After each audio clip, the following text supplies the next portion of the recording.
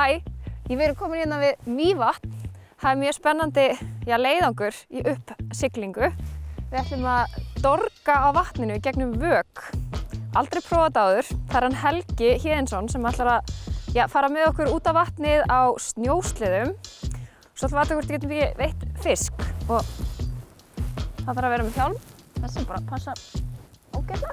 Vona ísinn haldi okkur. Það náttúrulega mjög vandræðilegt að vera Norrlendingur, hafa aldrei prófað að keyra snjósleða, en þetta fyrsta snjósleðaferðin mín.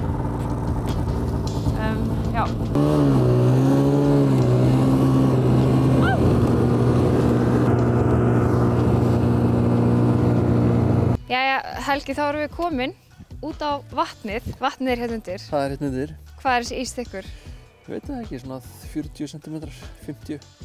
Svo þynnist hann hérna með landinu og sér að það eru konar svona smá hólur hérna. En það vil líka fiskurinn vera, þess vegna viljum við fara í ferska vatni. Er þetta ekkert hættulegt? Nei, alls ekki. Herru, við byrjum á að finna réttan stað. Það er aðalatriði þessum kúltúr að kunna svona fara á rétta staði eftir hvernig aðstæðanir eru. Og ég ætla að fara með ykkur hérna á stað sem er svona þekktur í sögulegu samhengi á dorgarveiðinni. Hvernig fisk getur maður veitt? Það eru bæði bleikja og urriði í vatninu. Ég myndi giska á að við höfum vonað bara hvoru tveggja hérna. Og þetta eru svona frá því að vera litlir silungar, 1-2 pund og upp í að vera alveg 10 punda fiskar. Sko. Vá, það er nú þokkalega stórt. Alveg silungar sem koma hérna inn á milli. En við sjáum hérna hóluna, þetta er kölluð geilin. Við förum svona í áttina að henni og ég prófa svona aðeins hvað ísinn er, hann þynnist eftir því sem við komum nær. Svo stoppum við einhverja metra frá, gerum okkur smá hólu og hérna skoðum. Það sé ekki bara best að þú fyrir á undan þá. Jú, gríftu úr skófluna, ég skal gera götin. En þetta er náttúrulega fyrir okkur sem unnum stuffið að fara hérna út á ís, þá er þetta ekkert máli, maður skilur það vel að fólki finnst þetta aðeins óþægilegt, sko. En hérna... Ekkert hættulega óþægilegt, en ég hef ekki séð neitt fara hérna niður, við skulum ekki byrja það í dag. Nei, það verður allavega gott að eiga það samt á mynd, sko. Fyrsta skipti sem eitthvað dettur hérna niður.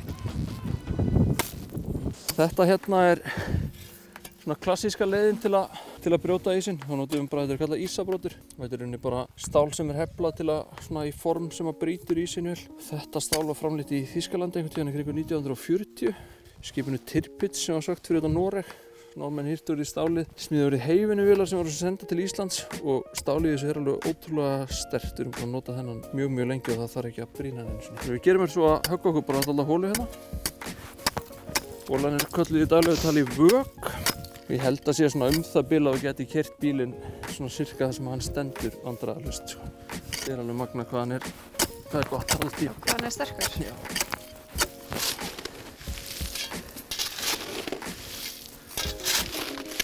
Kraftur í þessu. Er ekki svona partur af upplunni? Jú, að bara hamast aðeins. Já. Það er eitthvað fínt, hann er ekki kallt á meðan maður er að þessu. Þeir sem eru vanir í að veiða skilja það strax í rauninni.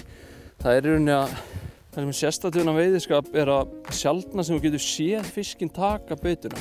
Og hérna auðvitað gerum við hólu, það er frekar grunnt, bara einhverjir 2 metrar, þannig að við rennum færinu niður og við sjáum, vatnið er alveg tært, þannig að við rennum því niður og við getum séð þegar fiskurinn keyrir á vagnið og svo þetta bara fer allt á stað. Það er svona veiði hliðin á þessu. Já. Hitt er svo þetta bara, þegar þú horfir í kringu þig að vera bara út í náttúrunni á stórkostlegum degi og þú heyrir ekki neinu, það er ekkert að gerast, þetta er bara rólegheit, setjast niður og slaka þess á, oft fara menn í einhverjum félagskap og eiga bara góðan dag, sko.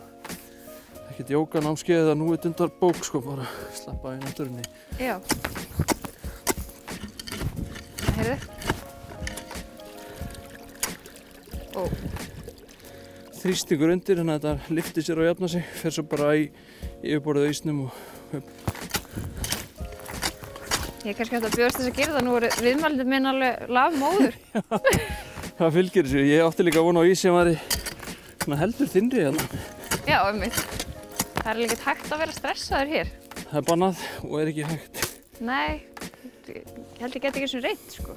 Þessi menning okkar bæði dorgveiðin og netaveiðin hefur svona að verða færri sem að stunda þetta og hérna, við erum þó nokkur sem að dundum okkur í þessu og núna höfum við heldum í fyrsta skipti vetrarhátíðina við Mývatn síðastliðinn vetur. Já. Núna erum við að gera það aftur og ég átti von á örfáum gesti sem að langaði að koma að prófa en þegar ég fór staðið þá voru á annað 100 mann sem að komu og vildi fá að spreyta sig. Þannig við skulum prófa þetta. Ok. Það sem ég geri fyrst er að... Urriðar og silungar sérst borða rækjur? Nei, þau eru meira bara að hreinsa upp, verja sitt svæði. Já. Og eru þetta í ætisleit og ég veit ekki hvað þau halda að þetta sé. En allavega þess eðlis að, að þeir keyra oft á þetta. Svo bara slökum við þessu niður í rólegheitunum. Og svo er þetta nú rosalegt svona þolinmæðis dund, sko. Það er ekkert víst á okkur takist að veiða, sko. Nei, við vonum bara að besta. Segð mér aðeins meira frá þessari vetrarhátíð.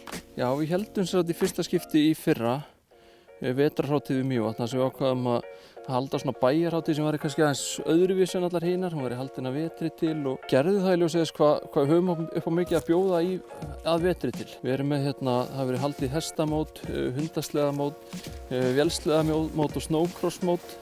Við buðum upp á dorgveiði fyrir fólk sem vildi koma að prófa. Núna erum við með skíðasvæði og gönguskíðabrautir út um allt. Það er eitthvað lítið að gerast? Já, þetta er frekar rólegt. Það er spurning hvort að þú viljir láta þetta reyna. Þú er allræmt aflakló. Er það ekki? Jú. Við erum að salta þetta í bili. Þetta var mjög líklegt samt hjá þér, sko.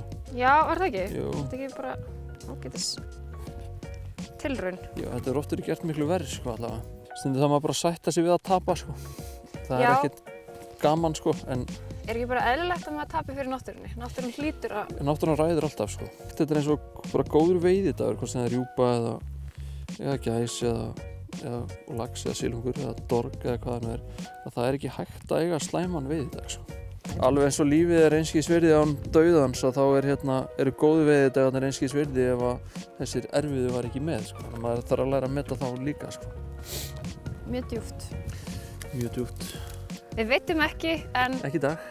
Ekki í dag, en það er ekki alltaf spurning um það. Nei, stundum er þetta bara svona. Stundum er þetta bara svona. Þetta var allavega skemmtilegt. Alltaf dásamlegt að koma hérna út og aðeins að anda sér ferska loftinu. Sammála því. Takk fyrir þetta. Takk sem leiðis.